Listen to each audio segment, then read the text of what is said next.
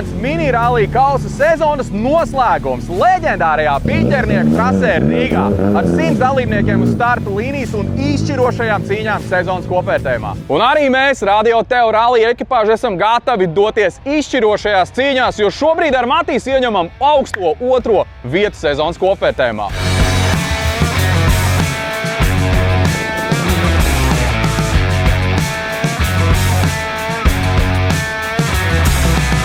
Mēs izdomājām uzkāpt pa vienu pakāpienu augstāk. Sapratām, ka Piķernieki ar to R2, kā redzam īstenībā, mēs pat viņiem netiekam līdzi jaunajiem džekiem, tā kā cepar nost viņiem.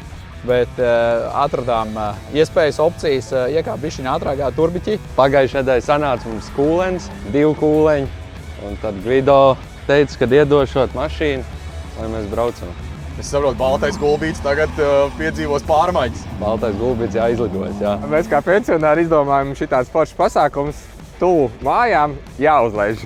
Klausies, palmu par vissmukāko E36 BMW uzreiz automātiski nonāk jūsu rīcībā. Tāda mašīna vienkārši. Jā. Nu, ir pavadīts laiks viņas, man patīk, jā, tā, ka ir uz ūseņu. Esat labi pastrādājuši 4 posmos, tiešām konkurentiem izredzes īsti neesat atstājuši. Pastāst, kur ir tā panākuma atslēga? Pirms tam, daudz es braucu pirms tam bērnībā. Tas visvairāk strādājis. Mašīnas labi sagatavojas, pietiekoši. Visi piestrādāts, lai būtu pietiekoši jaudīgi, bremzes, viss. Klausies, draugs mīļais, tev kā rallycrossam nav baigi grūti, ka blakām sēžvietas Andris Malnieks un stāsta, kur tev jābrauc un kas tev jādara. Nē, protams, ka nav grūti, tieši vieglāk, jo ir grūti pierast pie tā, kad jāklausās, ko tev saka, un vēl jādomā, kur bremzēt un kā stūrēt un kā gāzēt un visu šito.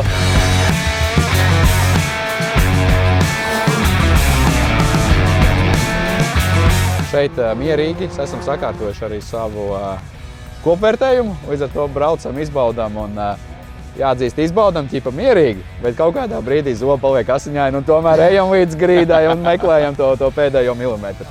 Čaļi kapots vēl un brīnās, kas te notiek? Skatās, vai vēl motors vietā. Izskatās, ka ir. Ir. Un kāda diagnoze? Braukšanas vaina tikai? Nu jā. Tā izskatās. Jā, lai. Kāda panākuma? Nu, kā vienmēr varēja būt labāk. Kaut kur dzirdēta dziesma. Jā. Šodien tā grūti, tas segunds mainīgs un tā. Baigi labi, ja Stūrmans teica, ka šitāds maidi man vēl dzīvē nav redzējis, tā kā viss ir super vienkārši. Braucam un baudam. Kas šodien varbūt pietrūkst līdz tai pirmai vietai? Noteikti meistarība, viennozīmīga meistarība, jo braukuši mēs neesam gadu.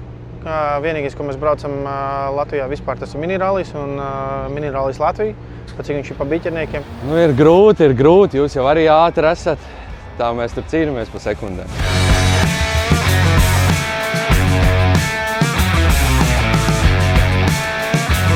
Zin kā, mēs ar čomiem jau runājām, atbrauksim uz Piķerniekiem, asfalts.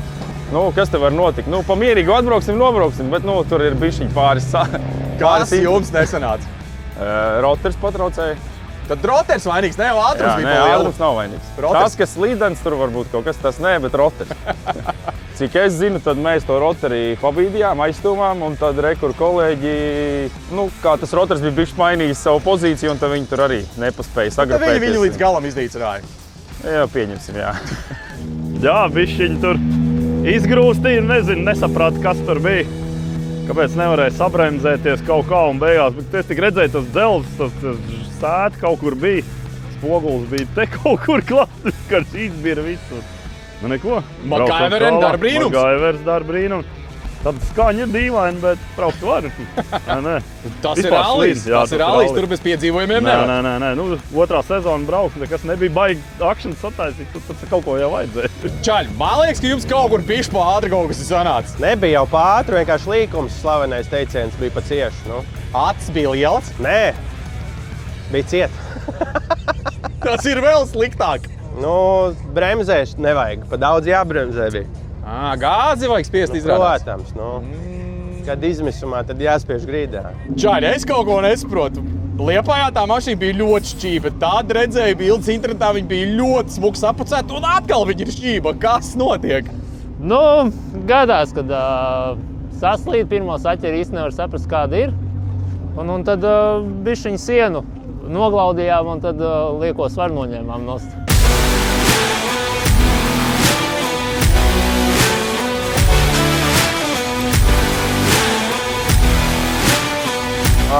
Mēs esam ko vērtējumā otrie savā klasē. Oho! Absolūti 12 no cik 100 ekipāžām. Tas nozīmē, ka Stūrmans labi lasa klausēs. Viņš pirmo reizi mēs sākumā strīpojam visu kaut ko. Visi forši, jā, viss tā rītīgi krūti. Mēs uzdriftējām, uzlecām, man reko samācīja pilnā gāzē pēdējo izlecām, bija pat panna pret zemi reduktors, bet visi forši. Klausies, labi, par tevi mums viskaidrs, kā ja braukt pirmo reizi rallijā pa lakšu tādā ātrumā un lasīt. Nē, no sākuma tā uzkāpšana, iekāpšana sēdekļa man bija tā, Pa šāru viss. Pēc tam atlaida un bija labi. Bet pat rasnējot, tu jau lasi un pirmais tas viss, mēs tur saprast to karti un to visu, ko tur iedod vēl vienu lapiņu. Mēs tā kā amatieri riktīgi gaudā. Beigās mēs esam otrie pašlaik. Pašlaik, jā. Vēl pēdējais jācīnās, vēl viens jā. Tagad mēs kļūdā visi.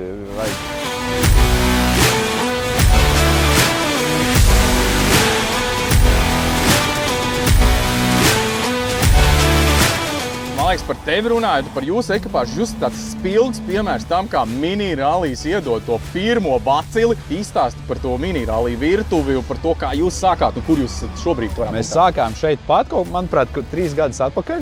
Un kas ir interesanti, tad visas tās pašas mašīnas, ar kurām mēs esam izbraukuši, brauco joprojām šeit. Tā kā mēs braucam un jau māju, mēs esam sapazinušies un te jau, kā sakt, šajā virtuvē būdami jūtamies labi. Ko čaļi ar katru nākamo nobraukto ātrumposmu jūs smaids sejā palielināt, tas nozīmē, ka kaut ko jūs darat pareizi. Nē, zini kā, pirmā reize vispār, jā, bet mums bija stress tās nelielas par tiem laikiem vispār, visu rallis, mēs tā kā šausmīgs braucies, man vispār tās bija pilnīgi jauns, bet tagad, tiešām smaids uz sejas, ļoti patīk tā visa atmosfēra un tā tālāk, baigi formāts patīk arī. Kā Stūrmans tiek galā ar saviem pienākumiem? Bija stress sākumā, protams, arī viņa pirmā gonka. Bija liels stress, es tā varu pateikt, bet pēc tam pēc pirmās sekcijas visi tā kā nomirinājāmies un bija ļoti labi un lasa viņš ļoti labi, tagad viss ir labi. Kā kopumā mini-rallijas Latvijā biķernieki līk ločos sapīti ir interesanti? Jā, protams, ir interesanti, ir kur lekt, kur skriet, kur saslīdēt, viss kā vajag. Viss kā garīgā rallijā? Protams, jā.